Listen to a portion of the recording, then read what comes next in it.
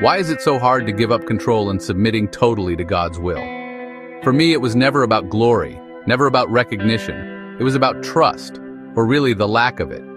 I thought if I didn't carry everything on my back, no one else would. But then, Yahuwah flipped the script on me.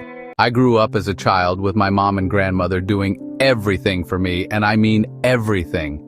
But when my grandma died in 2015 and my entire family moved to Florida, I was on my own for the first time and had to be a real adult. That's when life began beating the you-know-what out of me. I learned the hard way that the very people I deemed important in my life would eventually let me down, or even become absent altogether. This traumatized me. It shaped me.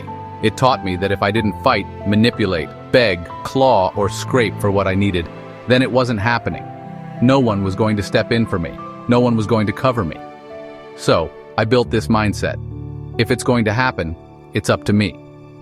This in of itself made surrendering control feel terrifying because I already knew what it was like to go without things.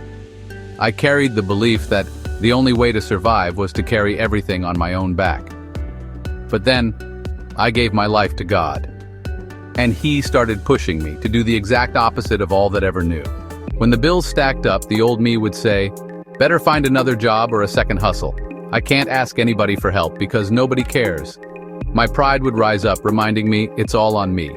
And honestly, that fear wasn't just in my head, it was rooted in real scars. I've had my car repossessed and felt the humiliation of losing the simple freedoms, like driving yourself to work or even just running to the store. I've had my cell service cut off, living for months relying only on Wi-Fi to stay connected. I've even been evicted because a roommate took my half of the rent money and blew it on weed and alcohol instead of paying the landlord. So when life started looking shaky, letting go of control wasn't just hard, it scared me to death. Because in my mind, I was the one who had gotten me through those dark times before, not God. And my greatest fear was ending up right back in those dark places again. But then, Yah showed me another way, and then funds would show up randomly. Or better yet, divine provisions would show up at my doorstep, like a random check for $2,834 coming in the mail. And yes, that number is very specific because it literally just happened to me this week. Another example would be someone messaging me saying, "You've been on my heart, what do you need?" Or a company I owed money to unexpectedly offering a program to reduce payments and erase fees. Doors I didn't even know existed just swinging wide open. Doors only God could open. And still, if I'm honest, I sometimes catch myself slipping back into old habits, scanning for side hustles when money gets tight, plotting on how to fix it myself. But then that small, still voice whispers, "Be still. I've got this even when my eyes can't see a way forward. My God is a waymaker, a miracle worker, a promise keeper. We serve a mighty God who always provides, always shows favor, always comes through, and what does He want in return? Faith." So when that loud voice in my head starts screaming, "Uh-oh, it's not looking good, time to panic," I've learned to reply, "Wait, how did I make it through the last storm? I didn't get myself through it, Yahuwah did. He was faithful then and He'll be faithful again. He will never ever fail me."